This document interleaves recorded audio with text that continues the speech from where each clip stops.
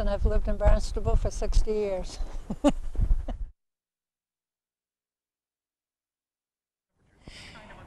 Well, it looks different. I don't think I've ever been up here with the snow on the ground, but at least they're watering the grass. They won't have the sprinklers going. Yeah, it's quiet here. It's nice, very peaceful.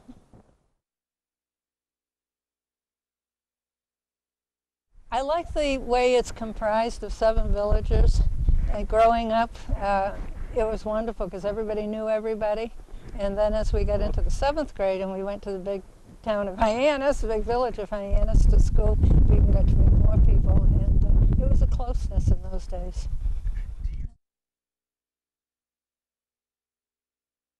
Oh, there's good and bad, I guess. The form of government.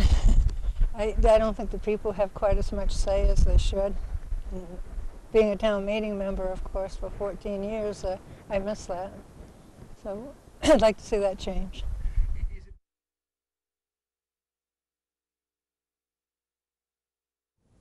I believe so, but I think right now, they're talking about changing the council to 9. It's too small. Too much power in the hands of a few is a very dangerous thing.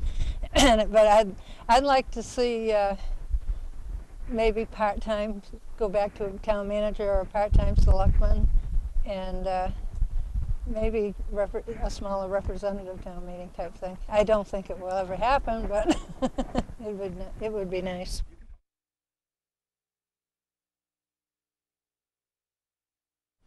Well, I think probably the people themselves, they volunteer. There's so many volunteers out there that people don't realize. I've served on committees, and these people just give their time. They care so much about this town. And I think that's probably one of the strongest things.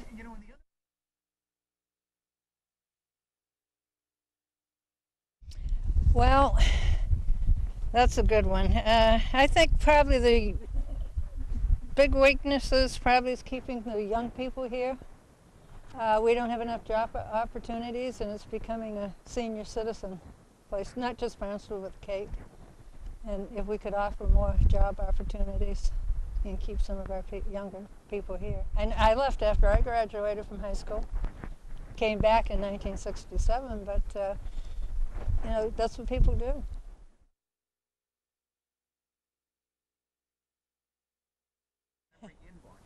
Oh boy, that's tough. I'm pretty much a happy person, and everything makes me happy. Right here at this ballpark, I've had some of my happiest moments.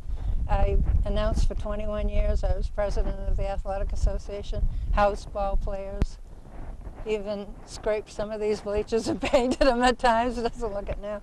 But I have happy moments here, happy moments at Freedom Hall, our family, and our outings.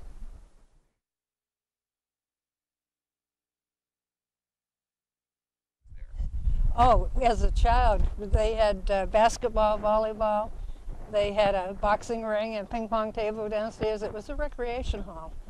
And so that's what we do on Fridays. Saturdays, Dick Anderson would come for square dancing, and he would start with the younger ones and a little older and end with the adults. So the hall was open. It was really a community center. We did shows there, and as an adult, when we had to earn money to keep the ball team here, we did penny sales and shows. And then I was on the Prudential Committee and met there.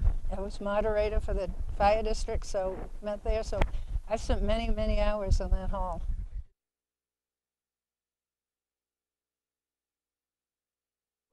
Oh, very important.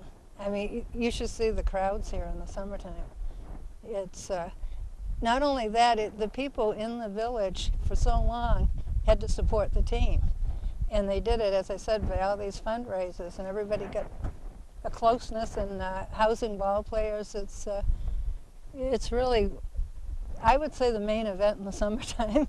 Will Clark, Ron Darling, Jeff Reardon, even Chase Utley, who is playing for the Phillies now, the world champion Phillies, played here.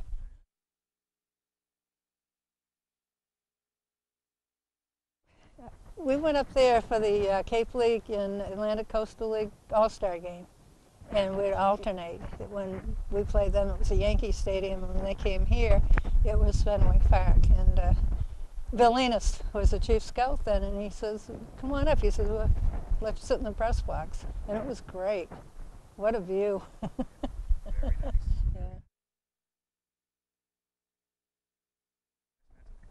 Yeah. I'm not going to answer that one. I'll tell you this much. I've worked so many years with the Cavaliers. In the 40s, when they were playing, it was the Twilight League. So it was the people around here. There was a dirt path through here. We'd sit on a mound or sit on the grass and watch the games. This was the site of the Elizabeth Lowe High School. And there's a lot of improvements. Bob Hayden put in bleachers, and I think that was in the 50s that he did that. I'm just saying that I've worked with the Cavaliers for so long, but I know a lot of the Hyannis people.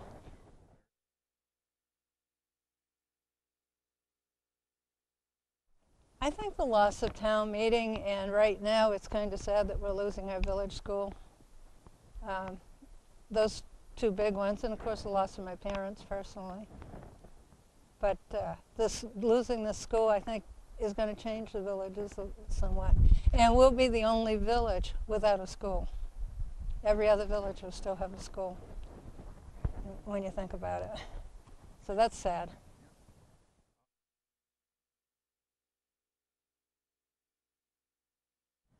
I have two.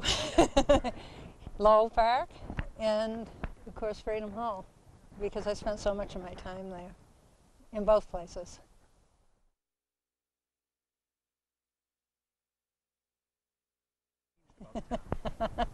The former government. I really would.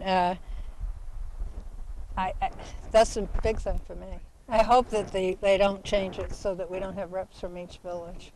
I think that's very important.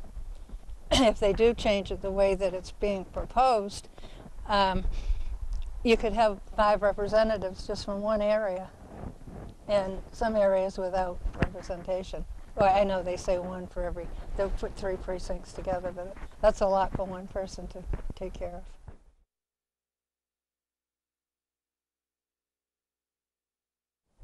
I still like the village concept, and one of the things is I hope we keep our fire districts, because that is one place where the people have a say and they do their own voting and they can control the costs.